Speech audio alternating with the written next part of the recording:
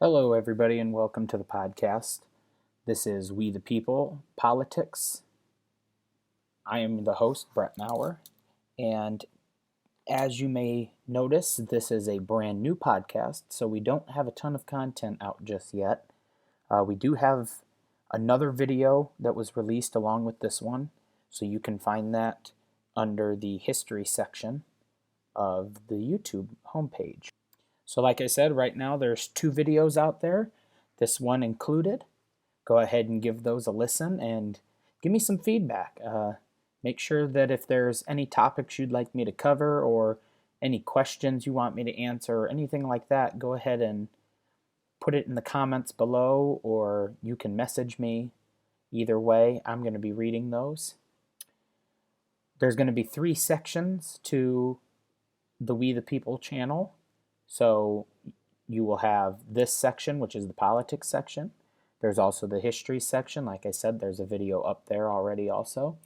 And then there will be a miscellaneous section that will just have different topics that people have asked me to cover. I've gotten some requests for different sports. I've gotten some requests for just sports discussions.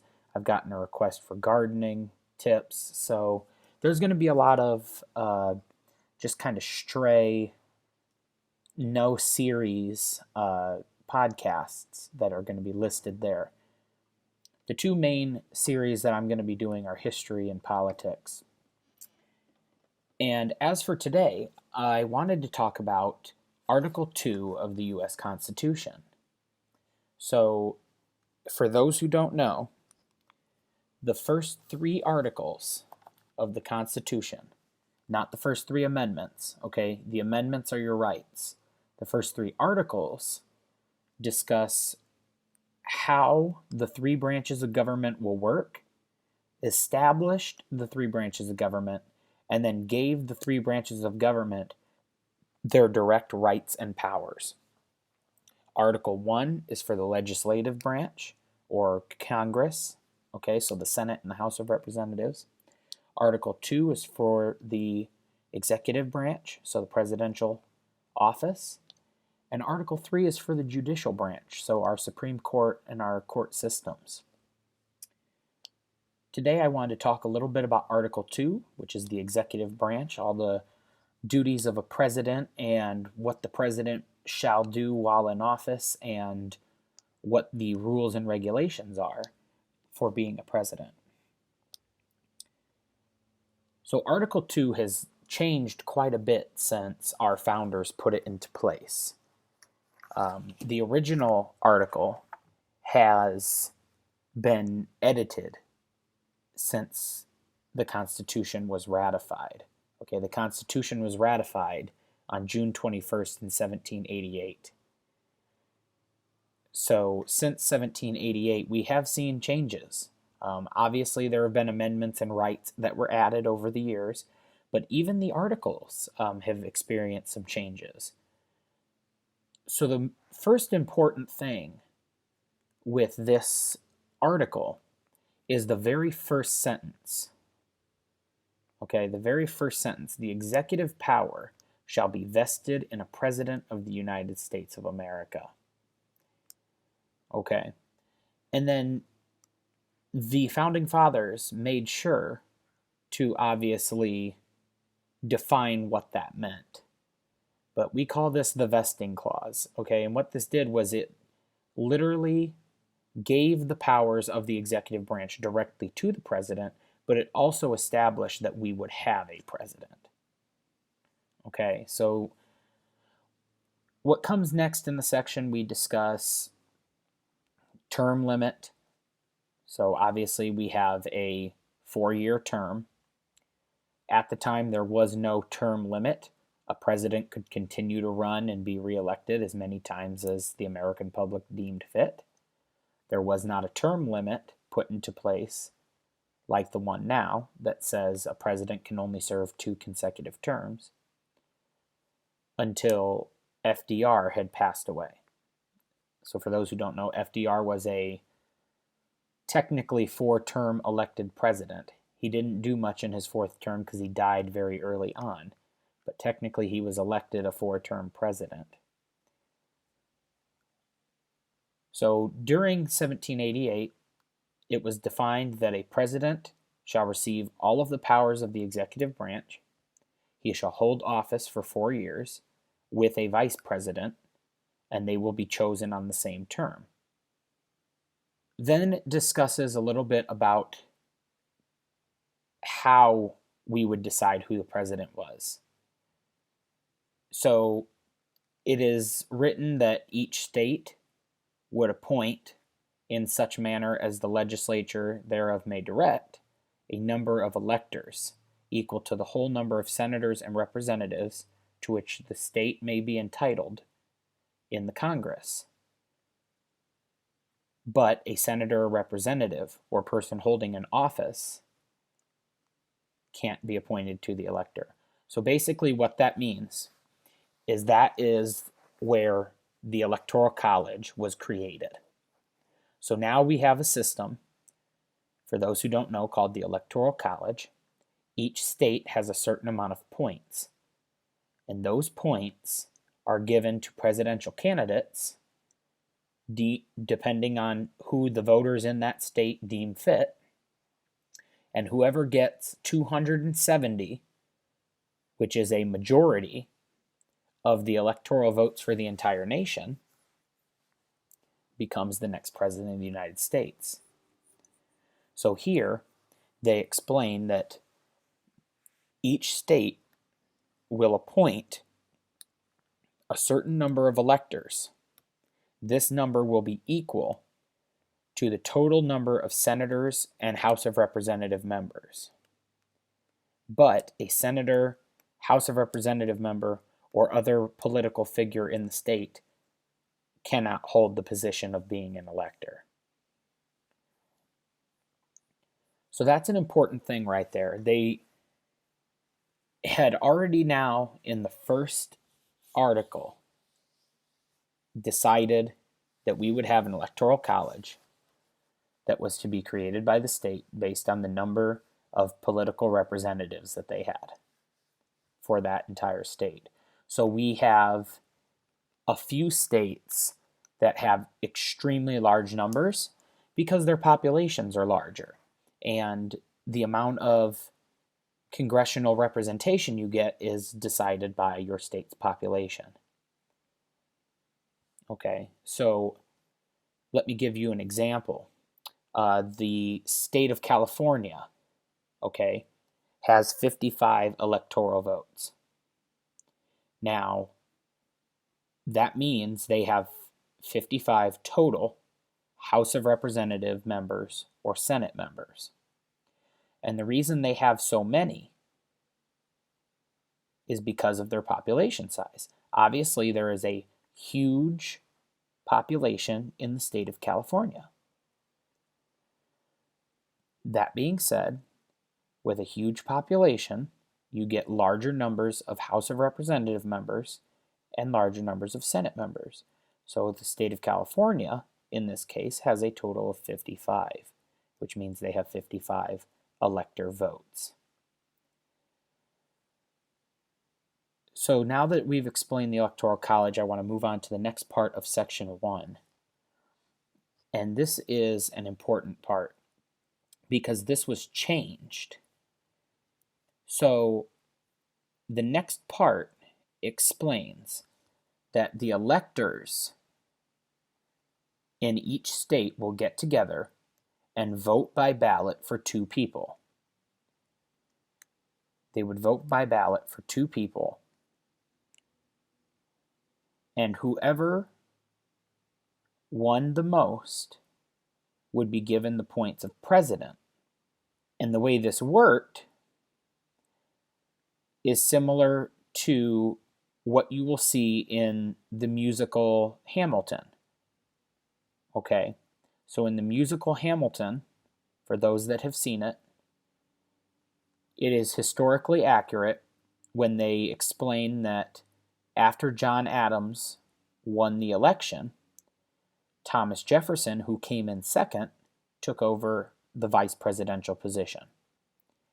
That is exactly what this section of Section 1, Article 1 decided. Basically, it says that the electors will get together and cast their votes. Whoever has the most votes out of all people running will become president. Whoever has the most electoral points out of all people will become president. Whoever has the second most electoral points out of all candidates will become the vice president. So we saw this with John Adams and Thomas Jefferson, and we ended up seeing this with Thomas Jefferson and Aaron Burr. This is how Aaron Burr became the vice president of the United States, because he lost the election. So since he was the second place, he became the vice president. But this was changed. This was later changed by the 12th Amendment to the Constitution. The 12th Amendment superseded this, because after the election of 1800, Thomas Jefferson and Aaron Burr had received the identical amount of votes. Okay? They had both tied the Electoral College. So it had to go to Congress for votes.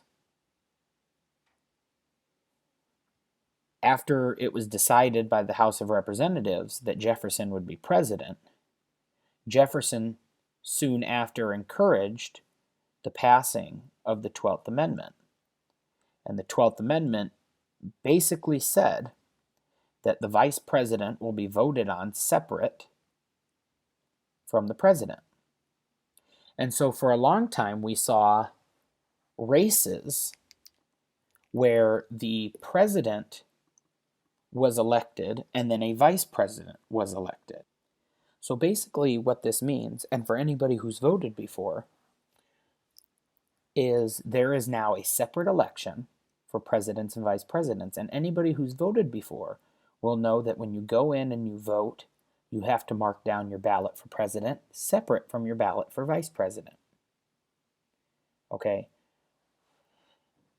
Now, it wasn't until the 1960s that presidential candidates started picking their running mate. Now, by electing a president, that doesn't mean you elect their running mate.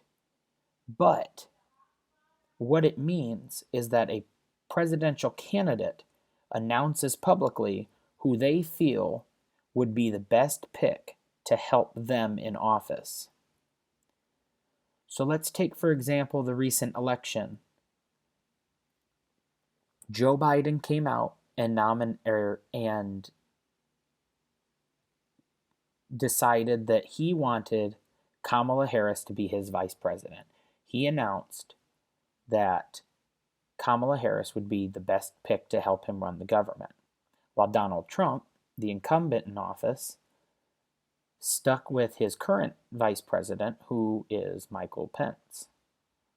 So while we are voting in an election to decide Joe Biden and Donald Trump, there's technically a second election going on between Kamala Harris and Mike Pence, which means it's possible that with the right amount of votes, Joe Biden could be elected president and Mike Pence is elected vice president, or Donald Trump is elected president and Kamala Harris vice. Okay, so when you vote in an election, you're not voting for both on a single ticket. You're voting for both in two technically separate elections. Now, obviously, nobody views it that way anymore. It's commonly viewed that whoever the president picks to be his running mate is who will take office. But technically, they are still two separate elections that get two separate ballots. And that is what the 12th Amendment did. It decided that that is how things will be dealt with. So getting back to Article 1, Section 1. This also put into place the stipulations of how to run for president, who is eligible to run for president. So it explained that no person other than natural-born citizens of the United States could be presidential candidates. Obviously, there was exceptions made due to the fact that America wasn't founded as a nation earlier on before the Constitution was ratified. So the entire sentence in this section explains that no person other than a natural-born citizen or a citizen of the United States at the time of the adoption of the Constitution could be eligible for president. That's how they were able to justify people like George Washington and John Adams, a lot of our early founding leaders, because they were already adults by the time we became a nation. So they had to make an exception in there so that we could put people in place to run the nation. They also put into place that a candidate would have to be a minimum of 35 years old and would have to be a minimum of 14 years resident within the United States. So obviously, if you're a natural-born citizen, you will have been in the United States for 14 years. The reason they did this is because people like Thomas Jefferson, not saying Thomas Jefferson specifically, but there were people like Thomas Jefferson who may have been born in America and gone to another nation and lived in another nation. And they wanted to make sure that someone who had left the country, gone and lived somewhere else, could not then come back and immediately vote in an election. So you had to have been a resident within the United States for a minimum of 14 years. Then it discusses what will happen in the case of a president being removed from office, resigning from office, dying in office, or the inability to manage the office due to some form of, say, disability or injury or something of the nature. What this section did was it explained that should anything happen to the president in which he will no longer be able to run the office, it would then go to the vice president to run the nation.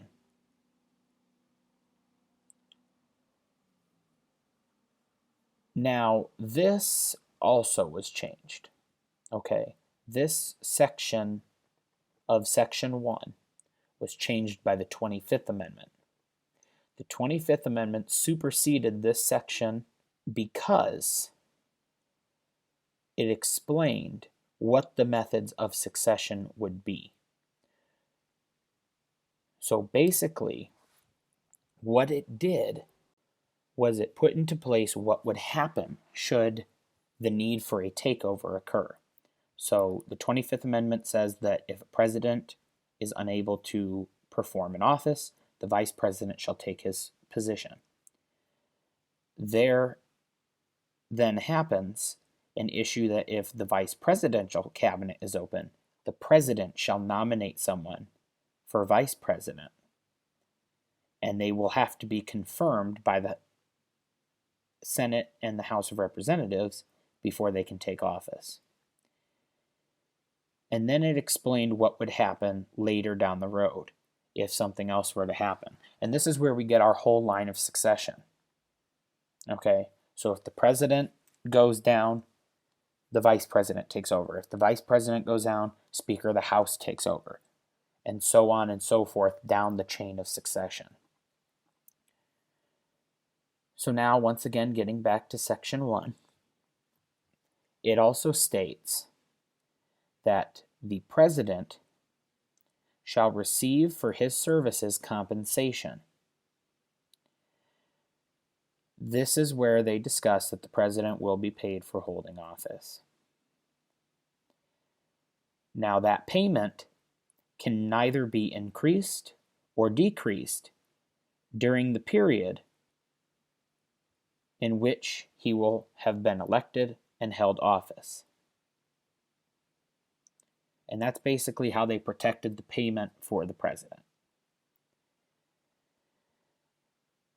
And then they put in there, making sure to put in there, that the president will swear into office, reciting the oath, "I do solemnly swear," or I do solemnly affirm that I will faithfully execute the office of the President of the United States, and will, to the best of my ability, preserve, protect, and defend the Constitution of the United States. Because, obviously, the United States at this point was very, very fragile. Okay, we were in a state of kind of limbo because they were actually trying to get an entire government established. And so they had to make sure they put in some form of oath so that the president had to swear fealty to the Constitution, to the supreme law of the land. So now looking at Article 2, Section 2, they explained that the president shall be the commander-in-chief of the Army, the Navy, and the militia of the states. Now, when they say the militia of the states, it was the militia of a certain amount of states, of designated states. Basically, that is what we now call the National Guard. So the president was the commander-in-chief of the Army, the Navy, and the National Guard. And basically what this did was it gave him the power to move and direct the army in any way he deemed fit. Now, once again, there was a little bit of subtext put in there, explaining that he would have to get approval and consent from the Senate with a 2/3 vote majority. Okay, so what that meant was the president cannot wage war without Senate approval.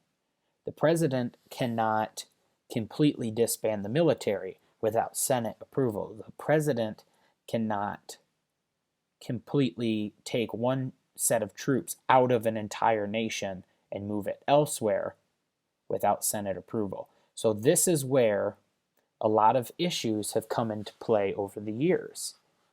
Because while the president does have the right to command and direct the military, when it comes to attacking other nations, invading other nations, even going into a territory to defend allies, that has to get Senate approval.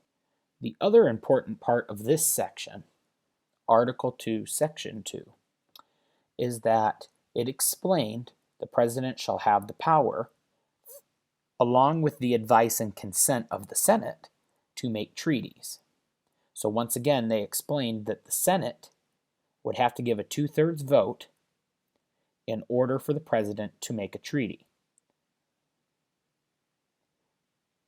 Then, and only then, would he be able to make a treaty with foreign nations. They also explained that the president shall have the power to fill vacancies that may happen during a recess of Senate or anything of that nature in which Congress or Senate was disposed. Now, any commissions given by the president, so cabinet positions, vacancies filled, will expire at the end of that session. Okay, so this is why each president has his own cabinet. And presidents do sometimes carry over cabinet members, but cabinet members' terms last as long as a president's do. And each cabinet member has to either be reappointed or replaced with each new term.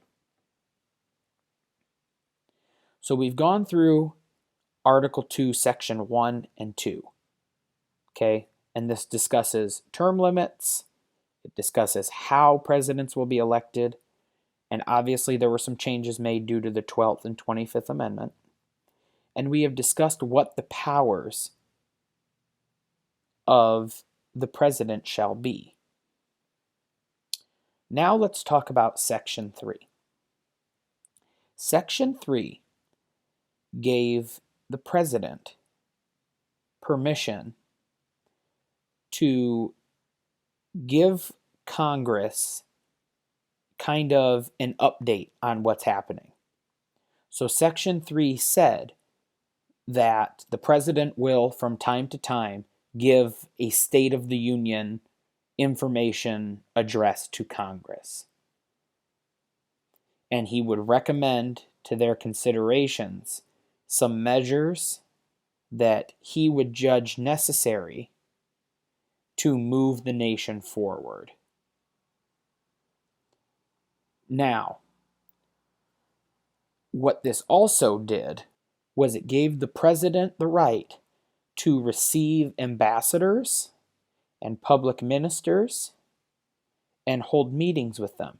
So if the ambassador to Spain or the Queen of England would like to come to America and sit down and meet and discuss with the president, it gave the president the right to either allow or deny that visitation, and it gave the president the right to hold that visitation without congressional approval.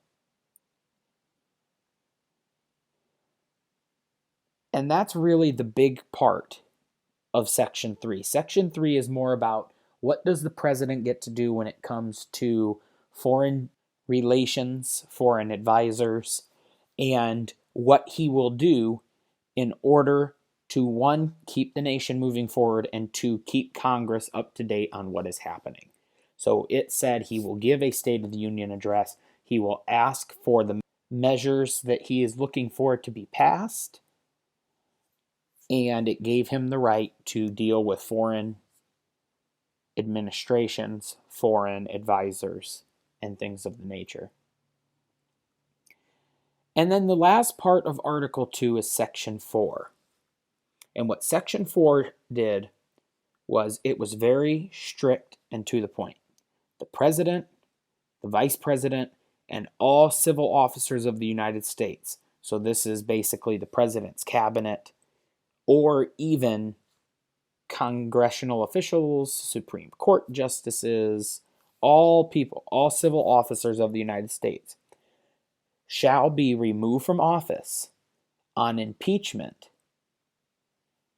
for any conviction of treason, bribery, or high crimes and misdemeanors.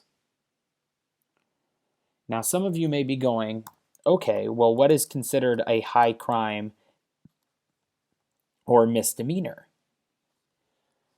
The high crime and misdemeanors phrase from Section 4 of Article 2 from the U.S. Constitution, okay, is basically an open-ended way of saying that if the president commits crimes or misdemeanors that Congress feels are severe, they have the right to impeach him. This is part of the article that a lot of people have argued over for a long time, okay, because it's not defined. It doesn't say if the president murders someone in cold blood in the middle of the street, that is a high crime. Now, obviously, if that were to happen, we would expect Congress to impeach the president. But this is the issue, okay? Because when it comes to high crimes and misdemeanors, that is such a wide open phrase. It's never been defined down. And that could be considered, depending on the Congress, by anything as little as an overdue parking ticket to, genocide. And obviously that's a really big gap, okay? Obviously that's a little bit reaching, but that's what I'm trying to explain, is that this is not defined. So depending on the Congress and depending on, the president's popularity and things like that, this gave Congress a little bit of leeway when it came to deciding, okay, well, we want this president removed because he's not doing his job well, so we're going to chalk this up to a high crime or misdemeanor. Okay. And yeah, so that's Article 2 of the U.S. Constitution. And basically what it did was it said the U.S. will have a president. It said what the requirements to run for president were, how the president will be elected, how the vice president will be elected, what the president will do while in office, fill vacancies, meet with foreign officials, all of these things. What will happen if a president dies or becomes incapacitated for any reason? What will happen if the vice president dies or becomes incapacitated? And what will the president do when vacancies in office open? It also discussed what will the president do in regards to the military, what powers does he have, and what congressional or Senate approval he has to get for different military actions. So that's the second article to the Constitution. The first article, like I said, discusses the legislative branch, so Congress, Senate, and the House of Representatives, and the third article discusses the judicial branch. Now, there are many articles to the Constitution, okay? There's about 7. We do have something called the missing articles, but we kind of define, that the first 7 are the big articles of the Constitution before the amendments. Okay? And that is where the amendments come into play. Because with these missing articles, the Founding Fathers felt they needed to better define what exactly were the rights of the American people in order to protect them. And that is when they wrote down and decided the Bill of Rights. Okay? So the Bill of Rights is only really in regards to the first 10 amendments. Okay? And the first 10 amendments guarantee civil rights and liberties to all individuals within the United States. So the First Amendment to the Bill of Rights is your freedom of press, speech, religion, assembly, petition. Okay, this was the biggest and most important right to the Founding Fathers, because these were all of the things they had been denied by the British government. This gave you the ability to worship the way you wanted to worship without any form of discrimination from the government or anything like that. It gave you the ability to speak out against the government and speak the way you wanted. It gave you the ability to write ads in the press for the press to be free and separate from the government and speak out against the government. It gave you the right to assembly, which is protests or large meetings to discuss different things about the government, different things that you may be angry about with the government that weren't necessarily protests, but more of debates or things like that. And it also gave you the right to petition. It gave you the right to gather signatures and speak out against the government. It gave you the right to formally submit your disgruntled opinions of the government and call for change. The Second Amendment gave you the right to keep arms, the right to bear weapons and own guns. And this was mainly in the idea of militias. It was mainly in the idea that if the government became tyrannical, this gave you the right to have a weapon so that if you needed to rise up in a militia, you could. The Third Amendment explained that the U.S. government would not be allowed to force anyone to house soldiers in their homes. So this is what we call the quartering amendment, okay? Because colonists had been forced by the English crown to house and quarter soldiers Businesses had been forced to house and quarter soldiers for free. And the American government obviously did not want that to happen again. That is why it is one of your civil rights, one of your civil liberties. The Fourth Amendment gave you the right to be protected from unreasonable searches and seizures. So basically, this is the amendment that gave you the right to not allow a police officer, a military official, or anybody like that into your home for searching or taking items without a warrant. Okay? This is the amendment that said they have to have a warrant unless they're invited into your home by yourself to do anything like that. The Fifth Amendment gave you the right to remain silent. Okay? This is one of your Miranda rights. It gave you the right to remain quiet so that you did not incriminate yourself in the court of law.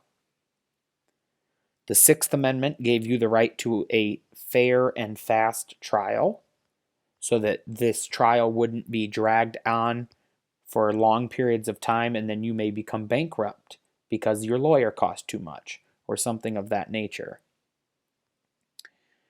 The Seventh Amendment gave you the right to a trial by jury so that you could have other people basically weigh in and decide your decision in court. Because a lot of times what this did was it would release new opinions to the court or a different understanding of the evidence that maybe only a single judge would not. So then you have Amendment 8, which protects you from cruel and unusual punishment. Okay. That's pretty straightforward. Basically, it just says that, the U.S. government or U.S. citizens cannot cruelly punish you or torture you, and you can't have any unusual punishments. Okay. Then Amendment 9 says that the U.S. citizens do have rights that are not listed in the Constitution. So right there, that gives the American public leniency when it comes to what their actual rights are, other than what is defined. And then that is kind of aided by the 10th Amendment, where it says powers not given to the federal government by the Constitution belong to the state or the people. So basically what that says is Amendment 9 is true. You do have rights that aren't listed in the Constitution, but it's the state's decision to decide what those rights are and how legal they are. So the way I always kind of explain this is the drinking age. In the state of Indiana where I live, you have to be 21 in order to drink in a bar, purchase alcohol, things like that. That is not defined in the Constitution, so that's a state's decision on what your right to drink alcohol is. Okay? And now a lot of people will disagree with me on that. A lot of political scientists will say, well, that's not really the best example. But then some of them will say, oh, no, that's a perfect example. So it really depends on who you talk to. And I'm always open for a discussion on this. This is actually one of my favorite things to talk about. What are your undefined rights? And the 10th Amendment also is important because that brings us back to presidential elections. And the main focus of presidential elections is to put a man in office or put a woman in office. Okay? But the federal government doesn't get to decide how, when, where ballots and things like that are counted. That is a state's decision. So recently in this past election, we had issues of multiple states being very late on their ballot counts. And we had multiple states that were waiting for ballots to come in the mail. The reason they are able to do that and delay the decision of an election is because the Constitution says if it's not in the Constitution, the states get to decide. And there is nothing in the Constitution saying that the states have to have all their ballots in and counted by this time or this date. There's nothing in there that says this is how ballots have to be counted. This is how they have to be turned in. None of that. That is all state decisions. So you have 50 states in the United States right now that many of them all have different voting laws, voting procedures. And that is why we ran into the issues we did. So I just wanted to kind of clarify that, because those first 10 amendments really do affect Article 2. Okay? That's the whole focus for today's podcast, is Article 2. The powers of the president, how the president gets office, all that stuff. And the first 10 amendments really decide for the Second Amendment. And the reason for that is, one, many of them are extreme political topics, which we obviously know. The Second Amendment, the right to bear arms. Okay, a lot of people argue that any form of background check, gun control, anything like that goes directly against the Second Amendment. And that is a platform that President Trump has used multiple times. Whereas on the other side of the aisle, many Democrats have said we need to have stricter background checks. We need to have more forms of gun training. You have to have more licensing, and only certain types of weapons can be owned. And a lot of people will argue that goes against the Second Amendment, and a lot of people argue that there's nothing in the Second Amendment to define that, so it's a state's right. And so this basically gives presidential candidates a brand new political focus. When it comes to the First Amendment, the free press is in direct effect to the president and an election and what his rights are. The petition and assembly of both the press and the people are in direct effect to what the president can and can't do, who the president will be, will the president be removed from office? And religion, many times, has been an issue when it comes to the second article of the Constitution, when it comes to the president, who can be the president, and his rights. For example, take John F. Kennedy. When John F. Kennedy took office, there was a huge amount of worry that he was going to run the nation in the ideals of the Pope because of his religion. And he actually had to swear not only that he would uphold the Constitution, but that he would not run the nation strictly on the beliefs of the Pope. And that became a huge thing because, one, a lot of people felt that invaded his freedom of religion, but a lot of people also felt that by him taking office, if he were to use his religious beliefs to govern the nation, that would put other religions at jeopardy. Okay, the First Amendment, the Second Amendment, huge for presidential elections, for presidential rights. The 10th Amendment is another one of those. The states were given the rights that were not listed in the Constitution to do what they deem is right. Now, trials, your 3 amendments for trials, those do affect a president, but typically only in, say, an impeachment situation. So, the president does technically have a trial by jury in the case of an impeachment. The jury is the Senate panel. Okay, the Senate votes and decides if they will impeach him or not. The House votes and decides if they will impeach him or not. That is his jury. The entire Congress is his jury.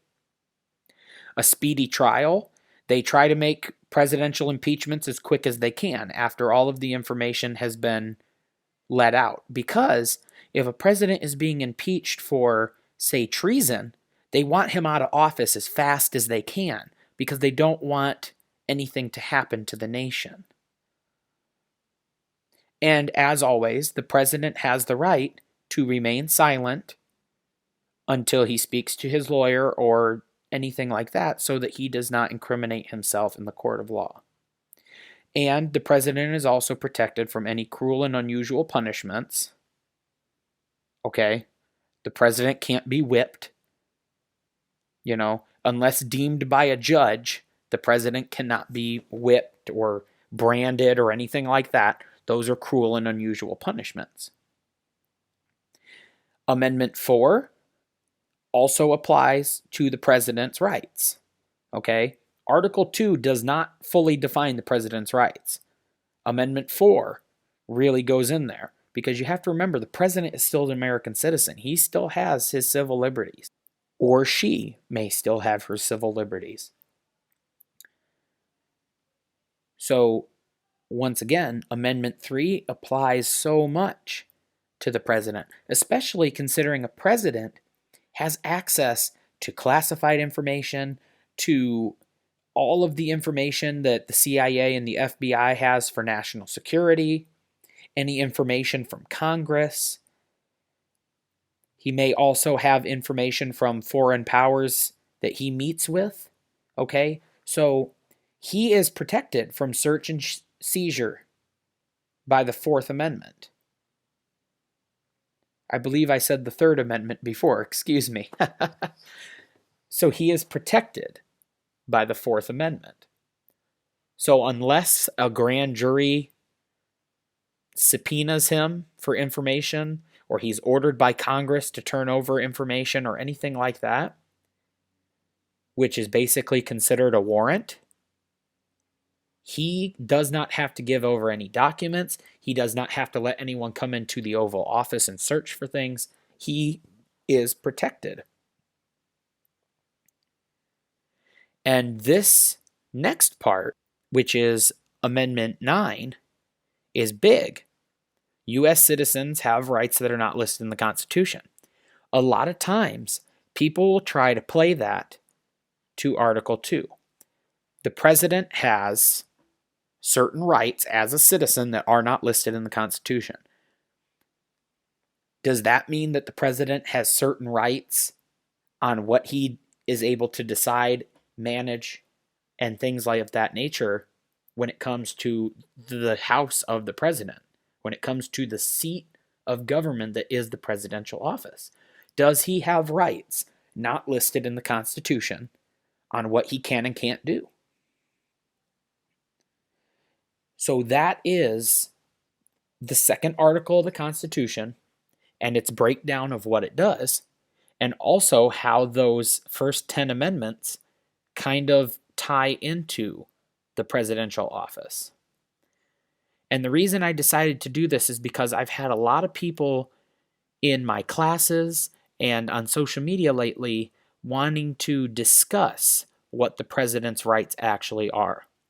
And I thought it was important to tell you and list those first 10 amendments because even though the president is the president and we consider him a government official and kind of separate from the rest of us, above the law, he's not.